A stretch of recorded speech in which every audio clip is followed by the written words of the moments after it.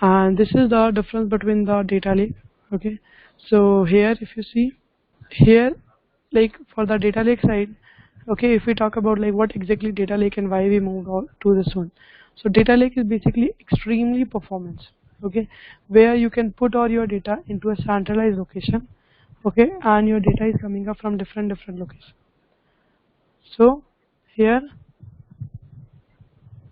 you can connect with multiple applications. You can access it from the different folders, different files, and different data. You can access it directly from the data lake. Next is you can store like a wide range of data, big data you can store, and here you do not need to define any schema at the time of loading your data. Schema on read option you have, okay, schema less data modeling option it will get. And the second is ETL.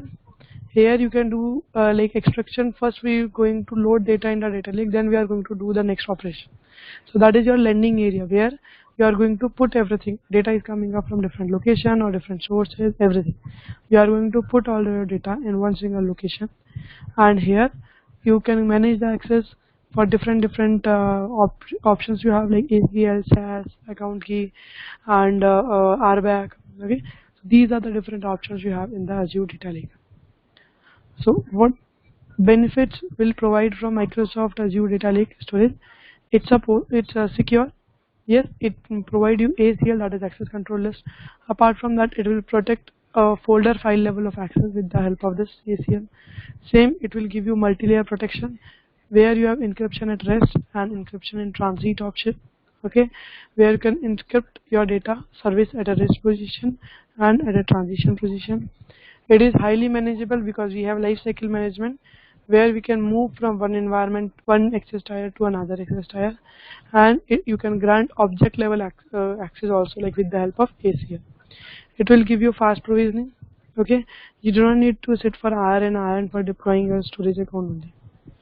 Okay, and next is it is highly scalable. You can store limitless data, big data or terabytes of data you can store. It's a cost effective, okay, where you can store like most of the data, like big data you can store, and the cost wise it is going to consume less. And you can integrate with Spark and Hadoop services, and you can connect end-to-end Azure analytics solution. So there are some benefits with Azure Data Lake, and here these data lake layers also we have discussed in our last call, where we had talked about like how these different raw layer, refine layer, and process layer work together. Same over here, you can put any name like raw, cleanse, application, but the end goal is to raw layer. Here you can put that as a branch layer as well or anything. Here you are going to put your data, okay, and you are going to ingest your data in the raw layer first, okay, and with the help of this raw layer you are going, like whatever data is coming up from any source, that will be your landing area. Okay, here you are going to like whatever data is coming up, it is going to come on this data lake layer only, okay, in the raw layer, where you are going to manage first as a raw layer as a landing layer, okay, landing zone where all the data is coming up, and then we are going to apply cleansing on your data. Okay, we are going to do the changes on the data. So cleansing, here we are going to change, okay, so here we are going to change the layer. We are going to do the cleansing on the data, then we are going to change the layer from raw to cleanse. Okay, and we have created refine layer over here, right? We have created different layer, raw, refine, and process. So what we have discussed is here, if you have like first raw layer, whatever new data is coming up, we are going to put that, okay, and then next is refine. Here we are going to do the refinement on our data, cleansing on our data, and once we do cleansing on our data, then the next is we are going to do coming up with some meaningful output. Okay, we are going to come with some meaningful output. Okay, like we have like a some blank file, ambiguous data, we have some extra columns, some extra rows, we have like the different file format like zip file or something. So in the refine layer we are removing some ambiguous data. We are converting this unstructured or semi-structured data into the structured data. We are standardizing with one single file format. Okay, so these things we are applying over here and the refine with each. And after that, maybe it happen like your Power BI team need, okay, they don't need like the complete data which you have stored over here. Instead of that, they need some aggregated data. Only on that they can build a dashboard. So in the process layer, we are going to put only aggregated data. Like you have like a 16 column, but at the end your Power BI team need only 8 columns to be processed or for their Power BI report. So in that case, you are going to provide that aggregated column only. You are not going to provide the whole data.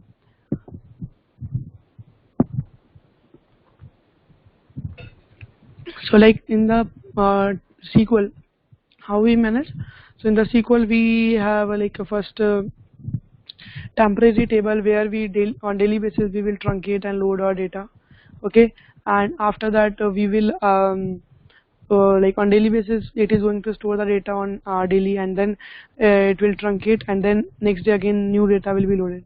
And then after that, once data reach to temporary table, then we will move to the main table. Okay, and here main table is like going to maintain the entire historical data. Okay, after some transformation. Okay, so from temporary table to reaching till main table, we will do the transformation where with the help of storage stored procedure or something. Here we are going to maintain only required data, meaningful data. That is for the history purpose we are maintaining everything. Like last year till last 2 year old data, if you want to see, then that will be available in your SQL server. Then next you have like a views on top of your table.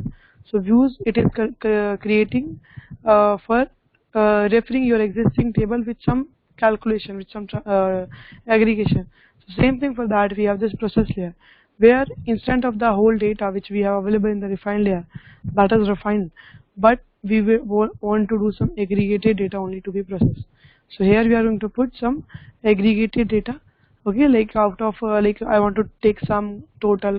Okay, these type of aggregated data we are going to put. So if a visualization team will come to you and they will ask, okay, like what type of like for connecting with the Power BI, you are going to grant access at a process layer.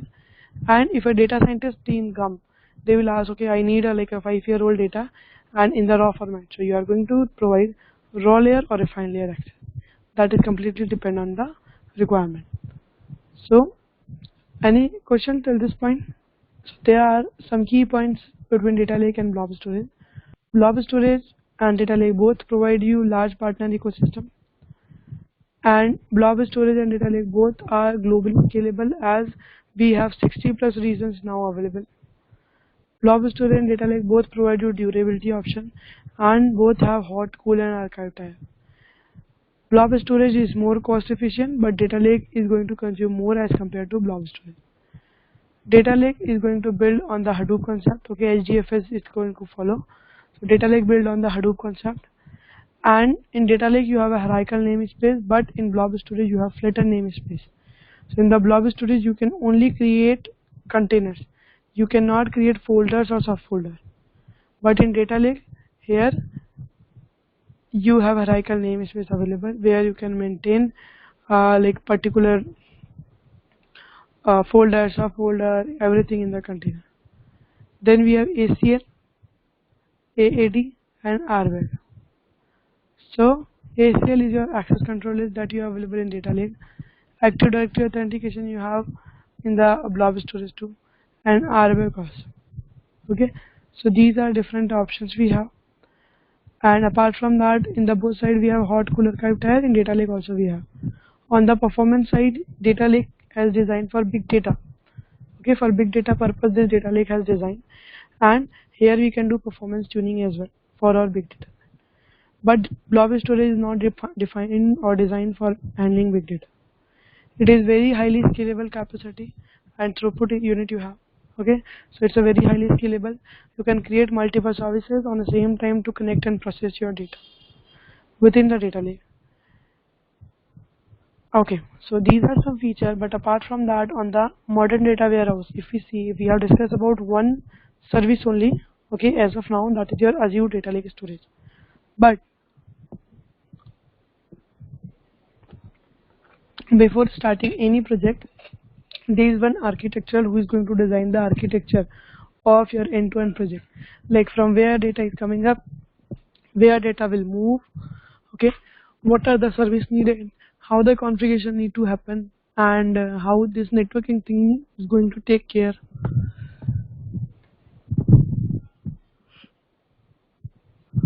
So basically this cloud architecture friend is going to help you to understand like how end to end your project flow will work.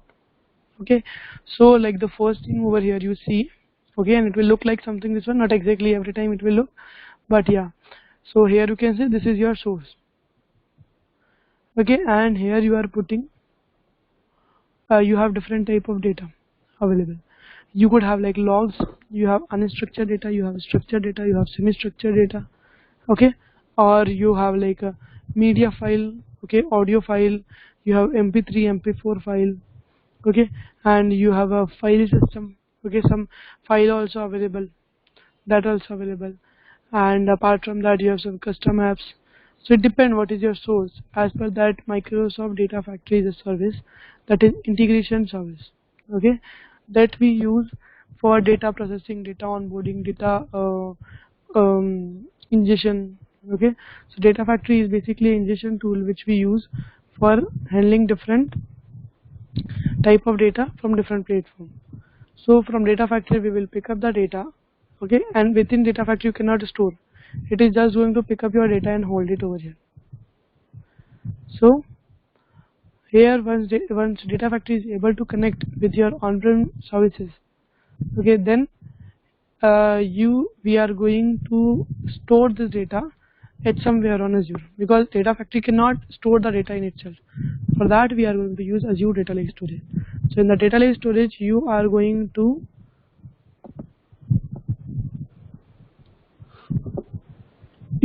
put your data in a one single centralized location, okay, after Azure Data Factory, and then from here it will pick up and start working on the notebook side from Azure Data Factory.